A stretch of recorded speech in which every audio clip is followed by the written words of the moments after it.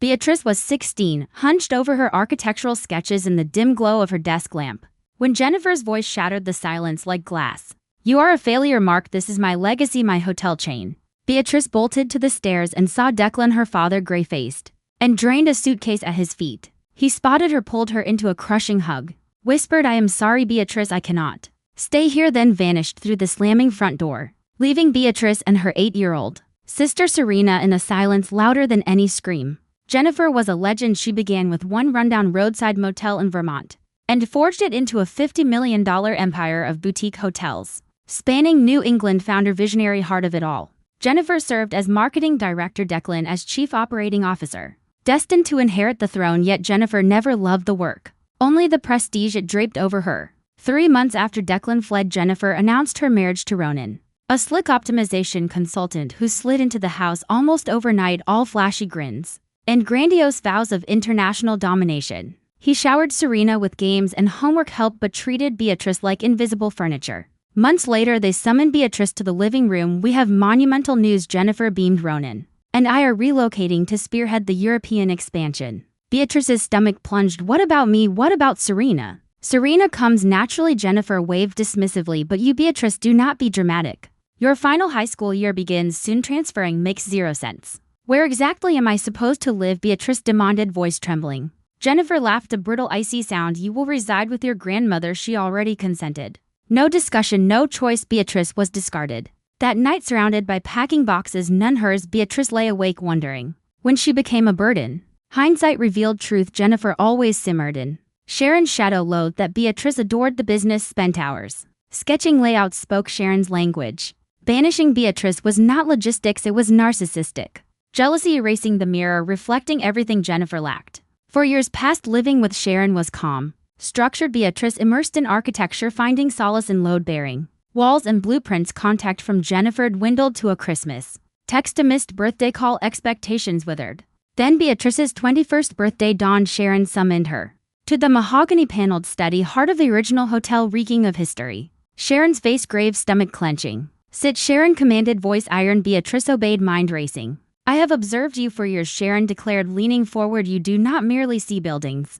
You comprehend them. You possess my vision and Declan's integrity." She slid a thick leather folder across the desk. "Happy birthday." Beatrice opened it, hands shaking. "Deeds, trust, shareholder certificates." Confusion mounting. "Grandmother, what is this?" "The entire hotel chain," Sharon stated simply. $50 million, all yours." Beatrice could not breathe. "Impossible." "Jennifer and Ronan managed the expansion. They manage a rogue project." Sharon's voice sliced like razors. "One I never fully sanctioned. But the core properties, the brand, the soul that belongs to you, always intended for you." Beatrice stared. Why now? Why me?" Sharon leaned back, weight of decades in her eyes. "You ask why I waited. I hoped Jennifer would mature. I granted my daughter chances beyond reason. I watched her hound Declan away, then discard you like refuse. I wrestled hope against truth. But when they proposed mortgaging flagship hotels, risking everything I built, hope died. This is not a gift, Beatrice. This is correction. I will not permit them to annihilate our legacy." Sharon delivered final counsel that night. Telephoned Declan not merely as father, but as consultant. He knows these properties intimately, and the full story remains untold. Beatrice needed a week to gather nerve. They met in a quiet downtown cafe. Declan looked older, gray, threading his hair, but his eyes ignited at her sight. Initial minutes stumbled through small talk, classes, weather, then Beatrice unleashed everything. For years, exile, Sharon's staggering bequest. Declan listened, hands clamped around his mug. When she finished, he inhaled shakily. Beatrice's truths about the divorce must surface. He detailed years of Jennifer's belittling, nothing ever enough. Her obsession with status while he cherished operational craft, then the affair. Beatrice whispered, "Dad, Jennifer always said you abandoned us." Declan's face hardened. "The affair was hers, not mine." Beatrice reeled. "What?" "Jennifer had been involved with Ronan months before I left," Declan continued, voice low. "Suspicions festered, but denial shielded me. It escalated, not only at home but at work, too. This is the hidden knife. I was not just kicked out of the house, I was forced out of the company." Beatrice gasped. "Jennifer and Ronan," Declan nodded. "They led a board coup. Used Jennifer's marketing influence and Ronan's sham efficiencies to vote me off. Stripped my shares, froze my access while I still had operational keys. They planned to liquidate core assets for their European pipe dream without Sharon's consent. Or my signature." Beatrice's pulse thundered. "They stole your position, your equity." Declan replied, "They tried. I held on to silent minority shares Sharon kept safe. plus every operational manual, every vendor contract, every financial ledger I developed over decades. They thought I walked away empty-handed. They forgot I built the floor they're standing on. Beatrice leaned forward, voice dropping to icy steel. Then we take it all back, every brick, every booking, every dollar they siphoned.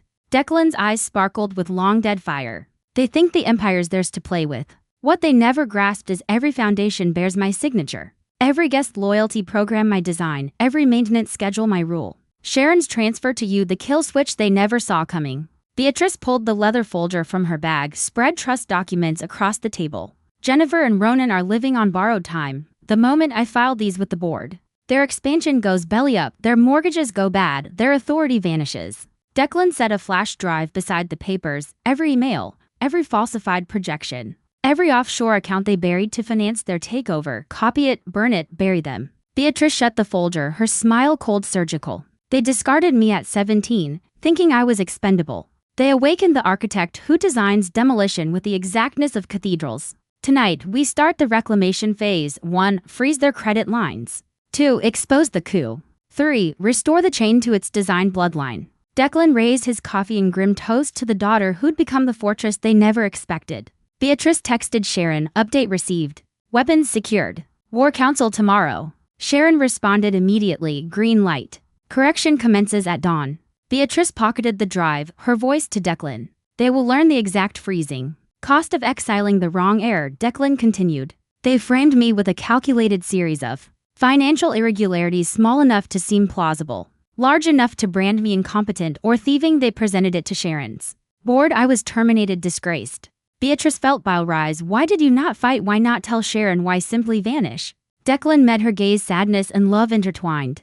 Because of you and Serena. To resist would drag everything public, the affair, the lies, the corporate sabotage. Jennifer threatened to paint me unstable, thieving husband, leverage you both as weapons I could not subject you to. That I believe departure spared you pain. Silence stretched heavy as a 50-pound weight, crushing Beatrice's chest. Her childhood narrative, father the failure, mother the victim, all fabricated lies. Declan was not the abandoner, he was the framed exile. Word of Beatrice's ownership spread like wildfire. 2 days later, she studied in the living room. When the doorbell chimed, she opened it, stomach plummeting. Jennifer and Ronan stood there. Beatrice, sweetheart. Jennifer lunged forward, enveloping her in a suffocating hug, reeking of expensive perfume and desperation. Oh darling, I have missed you terribly. Look at you. She shoved past into the house, Ronan trailing, his smile slick as oil. Your mother has been beside herself. Beatrice, we heard the marvelous news. Jennifer spun, eyes wide with terrifying falseness. I was stunned. Sharon burdened you with all this pressure, baby. That is why we returned immediately. She seized Beatrice's hands. We have the ideal solution. You will live with us.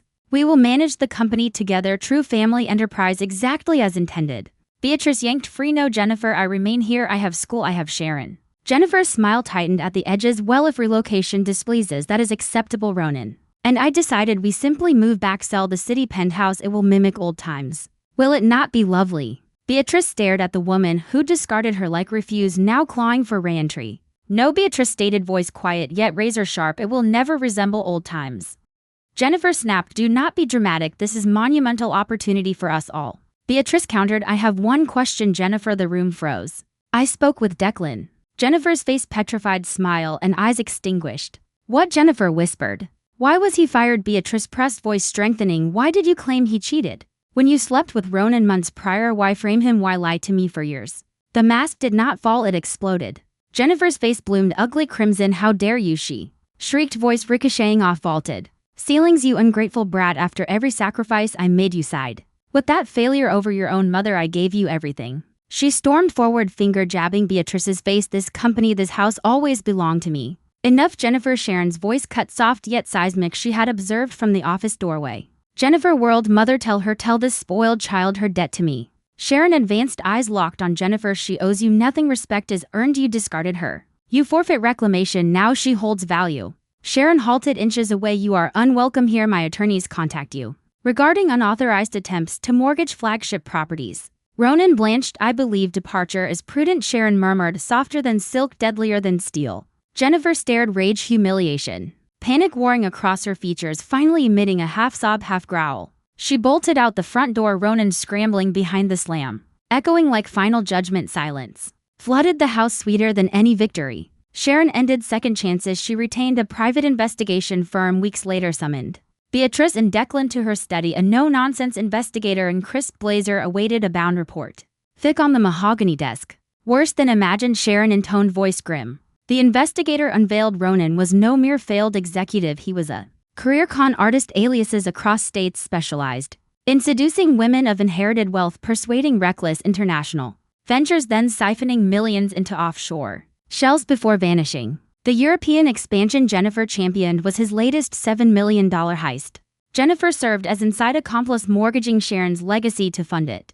Beatrice whispered she was not his lover, she was his partner in crime. Sharon's eyes held ancient pain. It appears so Beatrice willingly or coerced evidence proves Ronan's criminal history, Jennifer's complicity in multi-million fraud.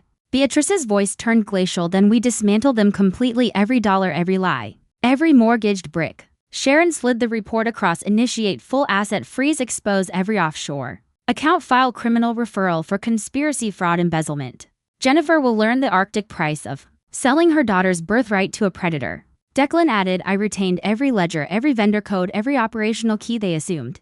I left empty-handed. They forgot I built the machine they hijacked. Beatrice opened her laptop, fingers flying across keys. Drafting board, emergency session notice, subject unauthorized. Officer actions and fiduciary breach effective immediately. All expansion halted, all accounts locked pending forensic audit. Sharon nodded. Already on the phone to counsel. Serve Jennifer and Ronan with cease and desist plus personal liability claims. They will face the board they betrayed in the room they no longer control. Ronan's frantic voicemail arrived that night. Beatrice, you cannot do this.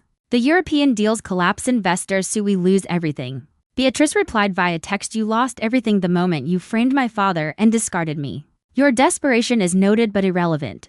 Jennifer's follow-up text arrived minutes later. Baby, please, we are family, forgive. We can fix this together. Beatrice responded, the family you fractured ends. Here forgiveness is not erasure, accountability is absolute. The War Council convened at dawn. Sharon, Declan, Beatrice around the mahogany table. Weapons raid reports, drives legal filings. Phase 1 freeze every transaction. Phase 2 public exposure of fraud. Phase 3 criminal indictment. Phase 4 full restoration under rightful ownership. Declan raised his coffee mug to the daughter who became the unbreakable architect of their ruin. Beatrice's eyes burned cold. They exiled the wrong heir. They'd awoken the designer who drafts vengeance with the same precision as empires. Declan filed for full custody of Serena immediately. Beatrice demanded presence in the courtroom. Agony unfolded. Jennifer occupied the stand, performing victimhood perfectly, tears streaming as she accused Declan of abandoning the family, labeling him unstable and uncaring. Her attorney depicted Declan as a disgraced executive nursing grudges. Then their counsel unleashed evidence, not merely proving Declan's stability. Not only alimony checks Jennifer cashed, but the investigator's dossier. He recited Ronan's criminal aliases, detailed fraud probes in multiple states, presented bank records of unauthorized mortgage attempts on flagship hotels, plus wire transfers. Ronan pre-routed every document co-signed by Jennifer. Beatrice watched Jennifer's face, rehearsed tears evaporated, victim mask dissolved. Confusion morphed to shock, then raw fury. Jennifer erupted, this is outrageous. Lies, they poison you against me. Ronan loves me. The judge gavel cracked, stone-faced, truth documented, irrefutable, finally exposed. Verdict came in under an hour. Judge awarded Declan full immediate custody of Serena, labeled Ronan a predator. Ordered criminal probes into both Jennifer for conspiracy to commit fraud, Ronan for interstate fraud. Jennifer collapsed back into her chair, a woman awakening 5 minutes too late to the avalanche of her own deceptions. For one heartbeat, Beatrice nearly pitied her, nearly. Collapse accelerated, Ronan vanished the next dawn, absconding with every cent of Jennifer's personal savings, true to his predatory core. Final judgments in fraud and family court struck swift. Jennifer, once accustomed to receiving funds, now court-ordered to pay child support to Declan for Serena. Irony carved deep. Weeks later, Declan phoned, voice weary yet steady, Beatrice, Jennifer appeared at my door today. Beatrice's heart clenched. What did she want? Reconciliation, Declan scoffed, disbelief thick. She wept, claimed Ronan had deceived her. Begged for family restoration. Beatrice held her breath. I refused, Declan stated firmly. That ship did not sail, it sank to oceanic depths. I will never subject you or Serena to her chaos again. Beatrice exhaled, relief flooding her veins. Good, Declan, good for you, for us. After the call, Beatrice sat in her room at Sharon's, staring at blueprints for her final architecture thesis. She once believed family is unbreakable, bloodbound, inescapable. Yet learned brutally real that family is not shared DNA, it is who bleeds willingly for you. The sanctuary that heals, not harms. Severing toxic blood ties sometimes forges the only path to self. Life stabilized into exquisite normalcy. Beatrice graduated architecture summa cum laude. Declan assumed interim CEO. The chain flourished under genuine passion. Serena settled with him, transformed into a joyful, carefree child. Every Sunday they convened for dinner at Sharon's. Last week, Beatrice unrolled her capstone blueprints. Across the mahogany table, a revolutionary sustainable hotel concept, embedding every principle she mastered. Sharon, Serena, Declan leaned in. Declan studied the plans, slow, proud smile blooming. He met her eyes shining. This is the future. Beatrice surveyed the table. Sharon, Declan, Serena, not the family she began with, broken, rebuilt. Smaller, yet authentic, hers. Jennifer languishes under court-ordered support payments. Her city penthouse sold to cover restitution, barred from boardrooms she once craved. Her desperate letters to Beatrice returned unopened, annotated with a single line: consequences are non-negotiable. Ronan faces federal indictment in 3 states, assets frozen, aliases exposed. His $7 million heist reduced to prison jumpsuits and public shame. Declan signs every operational directive with the pen he used before exile, his authority restored. Guest occupancy at record highs. Serena sketches beside him, her laughter echoing through lobbies once poisoned by Jennifer's envy. Sharon presides over shareholder meetings, her gavel now symbolic.